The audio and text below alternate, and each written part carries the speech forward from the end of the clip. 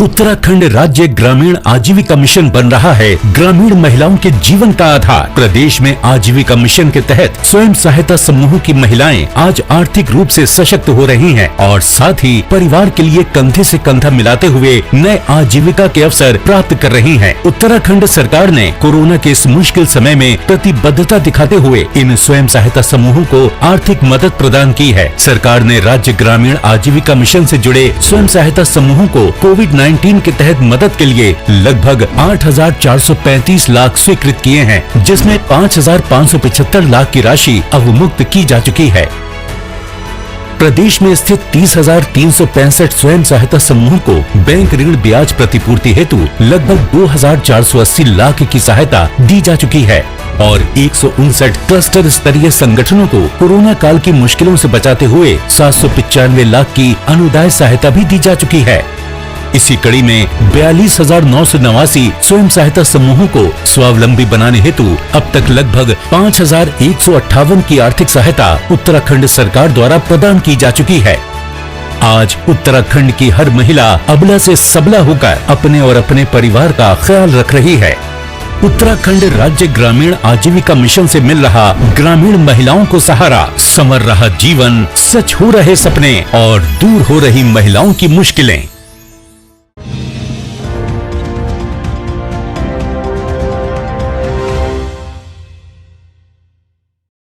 नमस्कार, देवभूमि समाचारों में आप सभी का स्वागत है। मैं हूं आपके साथ रक्षंदा खान। आगे आप मेरे साथ देखेंगे उत्तराखंड की तमाम छोटी बड़ी खबरें विस्तार से, लेकिन सबसे पहले एक नजर हेडलाइंस पर।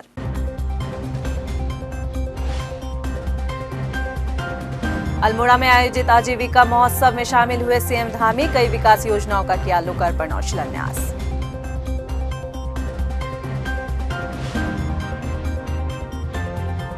हरिद्वार में कल से होगा भाजपा की विजय संकल्प यात्रा का आगाज, राष्ट्रीय अध्यक्ष जेपी नड्डा करेंगे यात्रा का शुभारंभ, जनता से होगा सीधा संवाद। और पूर्व मुख्यमंत्री हरीश रावत का बड़ा बयान, कहा असली जनजात पाखंडी है भाजपाई, हरदा की बीजेपी को चुनौती, हिम्मत है तो मुझे मुद्दा बनाकर चुनाव लड़े भाजपा। मिशन 2022 की प्लानिंग में जुटी भाजपा, सियासी जमीन को गरमाने उत्तराखंड दौरे पर आ रहे बीजेपी के कई दिग्गज, विजय संकल्प यात्रा में नजर आएंगे नड्डा और शाह। हेडलाइंस के बाद बुलेटिन में खबरें विस्तार से और बात सबसे पहले सूबे के मुख्यमंत्री पुष्कर सिंह धामी की। अल्मोड़ा पहुंचे मुख्यमंत्री पुष्कर सिंह धामी ने हवालबाग में आयोजित आजीविका महोत्सव में हिस्सा लिया। इस दौरान सीएम धामी का कार्यकर्ताओं ने भव्य स्वागत किया। इस कार्यक्रम के दौरान सीएम धामी ने कई विकास योजनाओं का लोकार्पण और शिलान्यास किया। इस महोत्सव में अलग अलग विभागों के अधिकारियों व कर्मचारियों के अलावा हजारों की तादाद में ग्रामीण महिलाएं और किसान भी शामिल हुए।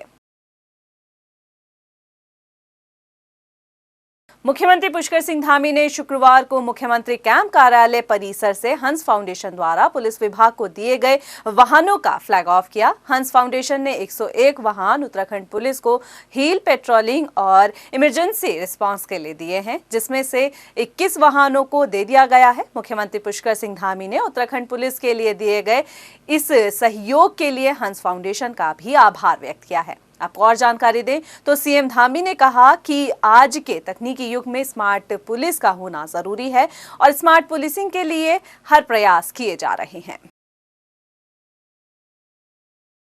उत्तराखंड के 2022 के विधानसभा चुनाव को लेकर भाजपा ने अपनी तैयारियों को तेज कर दिया है।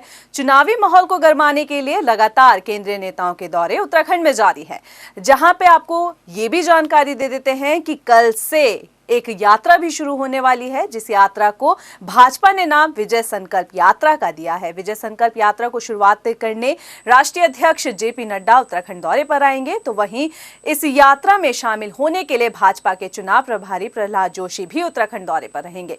इसके साथ ही आपको ये भी जानकारी दे देते हैं कि रविवार को अल्मोड़ा में केंद्रीय मंत्री अनुराग ठाकुर कुमाऊं मंडल की विजय संकल्प रैली का शुभारंभ करेंगे। इस रैली में गृह मंत्री अमित शाह भी शामिल हो सकते हैं। साथ ही कई केंद्रीय मंत्रियों के साथ भाजपा शासित कई राज्यों के मुख्यमंत्री भी विजय संकल्प रैली में शामिल हो सकते हैं।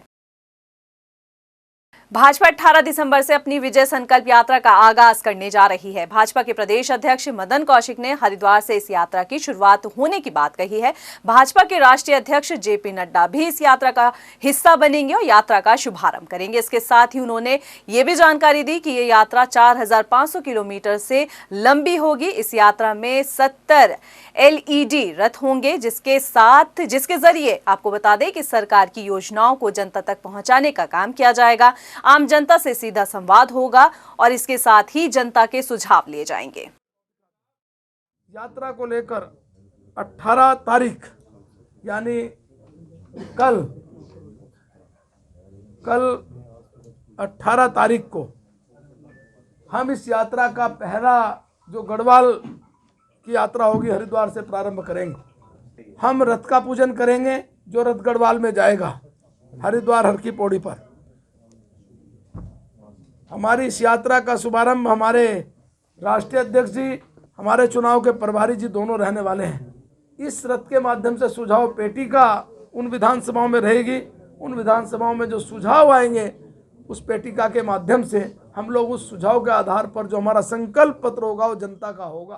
बीजेपी के प्रदेश अध्यक्ष मदन कौशिक ने देहरादून के घंटाघर स्थित पटेल पार्क से गढ़वाल मंडल के लिए 41 रथों को रवाना किया है। इन रथों के जरिए भाजपा 2022 के विधानसभा चुनाव के लिए घोषणा पत्र को लेकर आम जनता की राय लेगी। बीजेपी प्रदेश अध्यक्ष मदन कौशिक का कहना है कि 2022 के विधानसभा चुनाव में आम जनता की राय पर ही पार्टी घोषणा पत्र तैयार करेगी। मोदी जी के नेतृत्व में उत्तराखंड में 1 लाख करोड़ से ज्यादा के काम चल रहे हैं। ऐसे लोकप्रिय, दुनिया के सबसे लोकप्रिय देश के प्रधानमंत्री जिस पार्टी के पास हों तो निश्चित रूप से वो पार्टी गौरव से आच्छादित, आनंदित होना स्वाभाविक है। हम भी आनंदित हैं और निश्चित रूप से आज ये जो LED रथ हैं ये 70 विधानसभाओं में जाएंगे और आज हमने गढ़वाल क्षेत्र के 41 रथों को यहाँ से रवाना किया। कांग्रेस नेता और पूर्व मुख्यमंत्री हरीश रावत ने कहा है कि राहुल गांधी की रैली अभूतपूर्व रही है और इसके साथ ही हरीश रावत ने रैली को सफल बनाने के लिए सभी पूर्व सैनिकों का भी आभार व्यक्त किया है। वहीं हरीश रावत ने कहा कि कांग्रेस के घोषणा पत्र में रोजगार, दलित और पिछड़ों के लिए अल्पसंख्यक कल्याण के अलावा कई बातें होंगी और इसके साथ ही एक अलग से इसका चैप्टर बनाया जाएगा। महंगाई को नियंत्रण करने के लिए कांग्रेस नीति बनाएगी। इसके साथ ही राज्य की अर्थव्यवस्था को मजबूत करने के लिए भी काम करेगी। इसके अलावा हरीश रावत ने कहा कि कांग्रेस थैंक यू राहुल के नाम से 3 दिन का विशेष अभियान चलाएगी। जवाहरलाल नेहरू जी यहाँ की जेल में रहे थे तो जवाहरलाल नेहरू, कमला नेहरू, इंदिरा गांधी, राजीव गांधी, सोनिया गांधी, इन सब से जो रिश्ता जुड़ा था उसको कल हमारी सैन्य परंपरा को प्रणाम करने आकर के राहुल गांधी जी ने और मजबूत कर दिया और पुष्ट कर दिया। हम थैंक यू राहुल के साथ हमने 3 दिन ये कार्यक्रम चलेगा। जनरल बिपिन रावत जी के गांव जाकर के प्रारंभ करेंगे हम। वहीं पूर्व सीएम हरीश रावत ने भाजपा पर निशाना साधते हुए कहा है कि कांग्रेस अब 19 दिसंबर से पिथौरागढ़ से भाजपाई ढोल की पोल खोलने की एक सभा करेगी और भाजपा के दावों की पोल खोलने का काम करेगी। साथ ही जनता के बीच जाकर कांग्रेस भाजपा की नाकामियों को गिनाने का भी काम करेगी। इसके साथ ही हरीश रावत ने भाजपा को लेकर एक बड़ा बयान दिया है। उन्होंने कहा है कि भाजपाई असली जनजात पाखंडी है। हरीश रावत ने बीजेपी को चुनौती देते हुए कहा कि अगर भाजपा में हिम्मत है तो मुझे मुद्दा बनाकर चुनाव लड़े। मैं शुरुआती तौर पर खुद साथ भाजपाई ढोल की पोल खोल, भाजपाई ढोल की पोल खोल सभाएं करूंगा, बड़ी सभाएं करूंगा और हमारे दूसरे नेतागण भी उन सब का कार्यक्रम बनाया जा रहा है। यदि भाजपाई गंगा में स्नान करते हैं तो गंगा स्नान है, बाकी सब लोग गंगा में स्नान करते हैं तो वो पाखंड है। तो भाजपा को दूसरों का हर काम पाखंड दिखाई देता है, जबकि असली पैदाइशी पाखंडी जो है भाजपाई है। मुख्यमंत्री द्वारा घोषित की गई कोविड राहत पैकेज के तहत 5,40,000 लाभार्थियों को 163 करोड़ रुपए की धनराशि बांटी जाएगी। अपर मुख्य सचिव आनंद वर्धन ने गुरुवार को सचिवालय में कोविड राहत पैकेज के तहत की गई घोषणाओं की समीक्षा की। उन्होंने सभी विभागीय अधिकारियों को मुख्यमंत्री द्वारा की गई घोषणाओं को पूरा करने के निर्देश दिए हैं। साथ ही उन्होंने कहा कि लाभार्थियों को लाभ मिलना चाहिए। उत्तराखंड में इन दिनों चुनावी सरगर्मियां अपने शवाब पर है। देखा जाए तो फरवरी में उत्तराखंड में विधानसभा चुनाव होने हैं और कोरोना के नए वेरिएंट ओमिक्रॉन के देश में तेजी से बढ़ रहे मामले भी सामने आ रहे हैं। तो वहीं उत्तराखंड की अगर हम बात करें तो कोरोना के मामलों में बढ़ोतरी देखने को मिल रही है। जानकारों की माने तो वो ये कहते हैं कि जनवरी में ओमिक्रॉन का जो प्रभाव है वो ज्यादा देखने को मिलेगा। ऐसे में होने वाली चुनावी जनसभाओं को नियमों के मुताबिक कराना बेहद बड़ी चुनौती है। इसी से जुड़ी ये खास रिपोर्ट। उत्तराखंड समेत 5 राज्यों में साल 2022 की शुरुआत में विधानसभा चुनाव होने हैं, लिहाजा सियासी दल चुनावी तैयारियों में मशगूल हैं। कहीं चुनावी जनसभाओं का दौर चल रहा है तो कहीं चुनावी कार्यक्रम और रैलियां भी हो रही हैं, जिसके जरिए सियासी दल जनता के सामने अपना पूरा दमखम दिखा रहे हैं।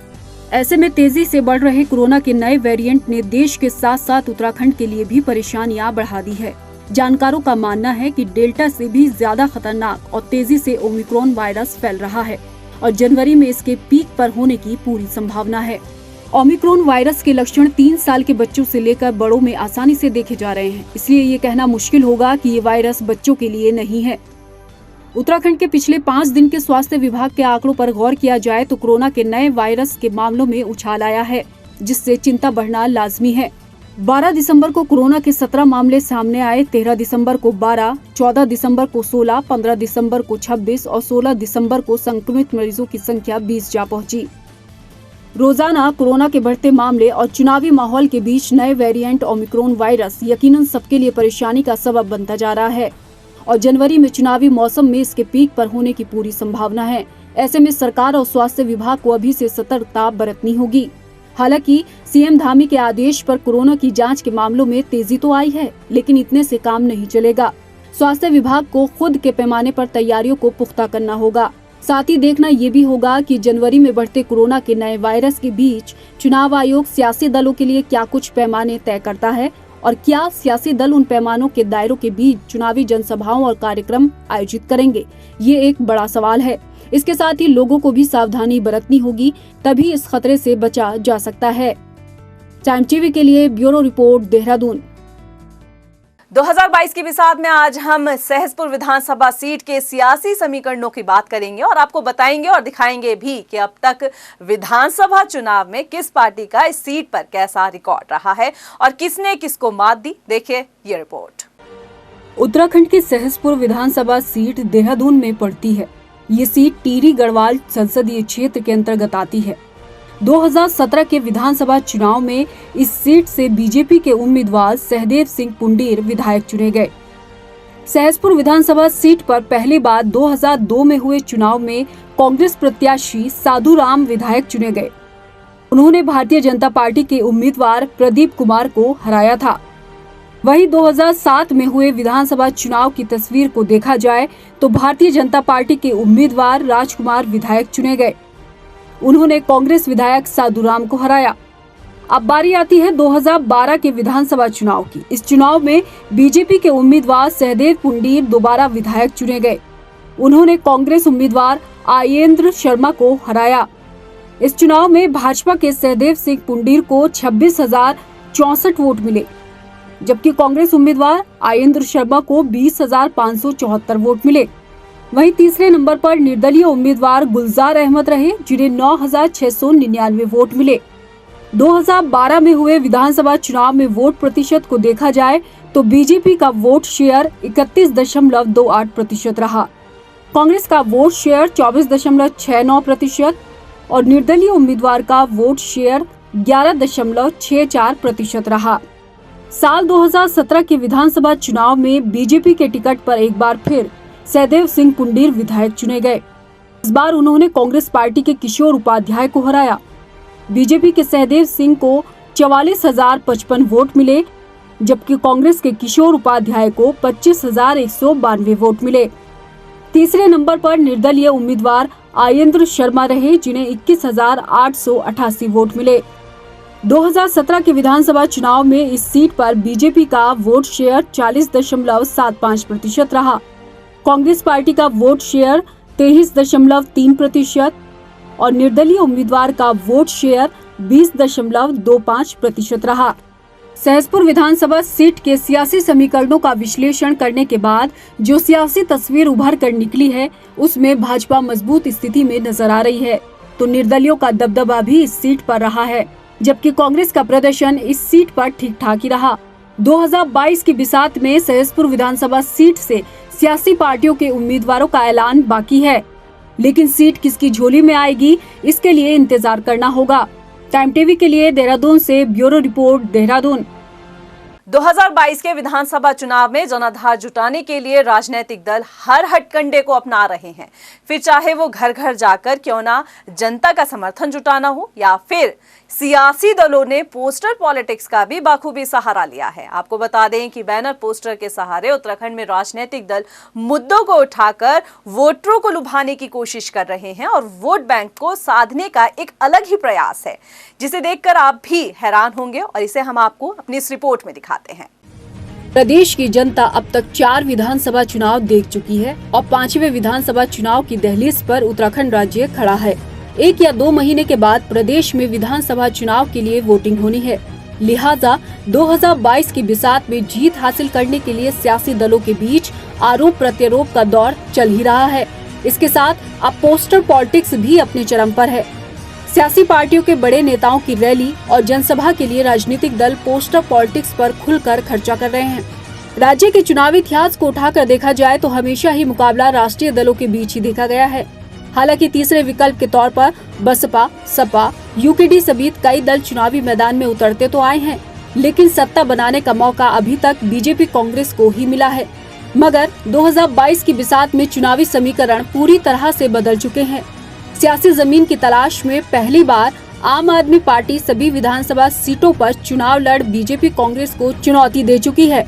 अब सियासी दलों के सामने चुनावी लड़ाई को जीतना किसी जंग से कम नहीं रहा। इस जंग में राजनीतिक दलों को पोस्टर पॉलिटिक्स का खूब साथ मिल रहा है। सियासी दलों के बड़े बड़े बैनर और पोस्टर पर सियासी दल अपने वादे और उपलब्धियों को चस्पाकर शहर भर में इसका प्रचार कर रहे हैं, ताकि लोगों तक उनके वादे और दावों की छाप छोड़ी जाए। राज्य में वर्तमान में बीजेपी की सरकार है, लिहाजा शहर भर में बीजेपी ने अपनी उपलब्धियों को जनता तक पहुंचाने के लिए पोस्टर पॉलिटिक्स का सहारा लिया है। बीजेपी के इन पोस्टर्स में धामी सरकार की उपलब्धियों के बारे में और योजनाओं के बारे में जिक्र किया गया है। यही नहीं, हाल ही में प्रधानमंत्री मोदी की रैली के लिए शहर भर को बीजेपी ने पोस्टर से पाट दिया था। ऐसा हाल सिर्फ बीजेपी ही नहीं, बल्कि पहली बार चुनाव लड़ रही आम आदमी पार्टी का भी है। दिल्ली के मुख्यमंत्री अरविंद केजरीवाल की फ्री पॉलिटिक्स के पोस्टर उनके आने पर शहर भर में चस्पा करा दिए गए थे, ताकि पार्टी वोटर्स को अपनी तरफ खींच सके। हाल कांग्रेस के भी जुदा नहीं है, बस फर्क सिर्फ इतना है कि बड़े बड़े बैनर पोस्टर ही ना सही, लेकिन संकल्प पत्र पर सरकार की नाकामियों का बखान कर हर गांव अभियान के तहत जनता के बीच जाने की कोशिशें खूब हो रही हैं। ऐसे में सवाल ये है कि सियासी दलों के फेंके गए इस पैतरे के फेर में जनता फंसेगी या राजनीतिक दलों को ये सियासी सौदा महंगा पड़ेगा, ये देखना बाकी है। टाइम टीवी के लिए देहरादून से ब्यूरो रिपोर्ट। उत्तराखंड में 2022 के विधानसभा चुनाव को देखते हुए पुलिस विभाग में बम्पर तबादले हुए हैं। गुरुवार देर शाम तबादलों के आदेश जारी कर दिए गए। आदेश के मुताबिक 15 आईपीएस अधिकारियों सहित 28 पुलिस अफसरों के तबादले किए गए हैं। श्वेता चौबे को चमोली की एसपी बनाया गया है। इसके साथ ही आईपीएस तृप्ति भट्ट को इंटेलिजेंस और सुरक्षा तंत्र में पुलिस अधीक्षक की नई जिम्मेदारी सौंपी गई है। आईपीएस यशवंत सिंह को पौड़ी गढ़वाल में एसएसपी का पदभार सौंपा गया है। वहीं आईपीएस नवनीत सिंह बुल्लर को टिहरी गढ़वाल का नया वरिष्ठ पुलिस अधीक्षक बनाया गया है। आईपीएस प्रीति प्रियदर्शनी को नैनीताल आईपीएस पद से कार्य मुक्त करते हुए सेना नायक 31वीं वाहिनी पीएससी रुद्रपुर में नई जिम्मेदारी सौंपी गई है। इसके साथ ही अन्य पुलिस अधिकारियों को भी जिम्मेदारी सौंपी गई है। रुड़की के पिरान कलियर में दिल्ली सरकार में कैबिनेट मंत्री राजेंद्र गौतम पहुंचे, जहां उन्होंने आम आदमी पार्टी की जनसभा को संबोधित किया और 2022 के विधानसभा चुनाव को लेकर कार्यकर्ताओं में जोश भरने का काम किया।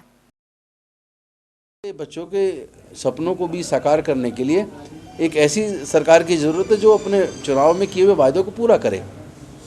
तो लोग उत्तराखंड में बदलाव चाहते हैं, उनको विकल्प की ज़रूरत है। और अरविंद केजरीवाल का जो दिल्ली का काम का मॉडल है वो विकल्प के तौर पर उत्तराखंड में आ गया है। उत्तराखंड के लोग चाहते हैं उत्तराखंड में आम आदमी पार्टी की सरकार आए।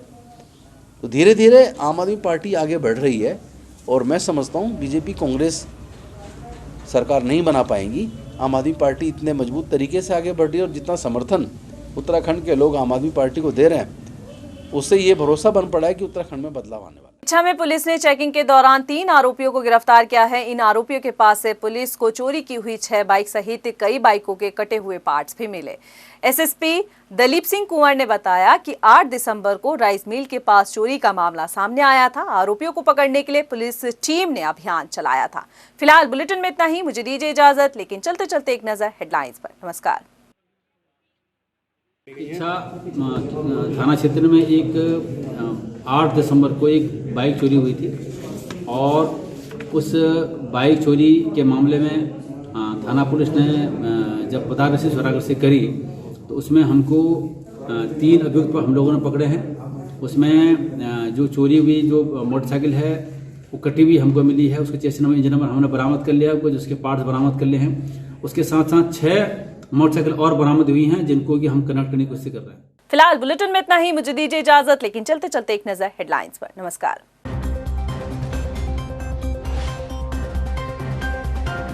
अल्मोड़ा में आयोजित आजीविका महोत्सव में शामिल हुए सीएम धामी। कई विकास योजनाओं का किया लोकार्पण और शिलान्यास।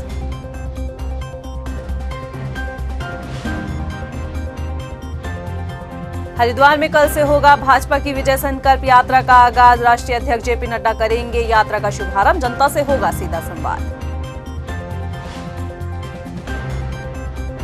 और पूर्व मुख्यमंत्री हरीश रावत का बड़ा बयान, कहा असली जनजात पाखंडी है भाजपाई। हरदा की बीजेपी को चुनौती, हिम्मत है तो मुझे मुद्दा बनाकर चुनाव लड़े भाजपा।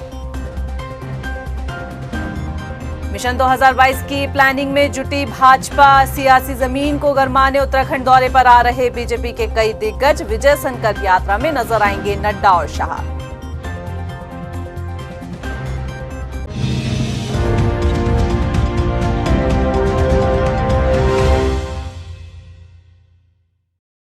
संकल्प से सिद्धि के ध्येय को प्रदर्शित करता ये भव्य मंच है विकास का, उम्मीदों के नए द्वार का। 18,000 करोड़ की विकास योजनाओं के शिलान्यास और लोकार्पण का।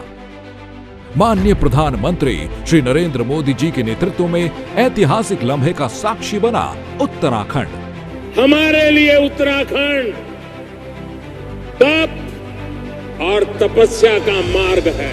विकास का ये डबल इंजन उत्तराखंड का तेज विकास करता रहेगा। दिल्ली देहरादून इकोनॉमिक कॉरिडोर न सिर्फ लोगों का सफर बेहद आसान और सुरक्षित करेगा, बल्कि इस महायोजना के साकार होने से उत्तराखंड की आर्थिक गतिविधियों को भी प्रोत्साहन मिलेगा। दिल्ली से देहरादून का सफर मात्र 2.5 घंटे का होने से उत्तराखंड टूरिज्म को अत्यंत लाभ होगा। बच्चों के लिए सड़कें हो सुरक्षित, इसके लिए स्मार्ट सिटी के अंतर्गत चाइल्ड फ्रेंडली सिटी प्रोजेक्ट शुरू किया गया है। युवाओं को गुणवत्तापूर्ण शिक्षा और मरीजों को बेहतर चिकित्सा सुविधा देने के लिए हरिद्वार में आधुनिक मेडिकल कॉलेज की आधारशिला ने राज्य में रोजगार और खुशहाली की उम्मीदों को नई उड़ान दी है। लैंडस्लाइड की चुनौती का स्थायी समाधान आज पर्यटकों की सुगम सुरक्षित यात्रा के लिए ऑल वेदर रोड परियोजना में सड़कों का निर्माण उत्तराखंड के लिए किसी वरदान से कम नहीं है। हमारा लक्ष्य है माननीय प्रधानमंत्री जी के निर्देशन में 2025 तक जब हम अपनी स्थापना के रजत जयंती वर्ष को मना रहे होंगे तब तक उत्तराखंड देश का सर्वश्रेष्ठ राज्य बन जाए। प्रधानमंत्री श्री नरेंद्र मोदी जी के कुशल नेतृत्व और युवा सरकार के संकल्प से विकास के पथ पर निरंतर अग्रसर है देवभूमि उत्तराखंड। समृद्धि और तरक्की के नित नए आयाम स्थापित कर रहे पहाड़ी राज्य में आज विकास की गंगा बह रही है और निखर रहा है उत्तराखंड का स्वरूप। आत्मनिर्भर हो रहा भारत, आत्मनिर्भर बन रहा उत्तराखंड।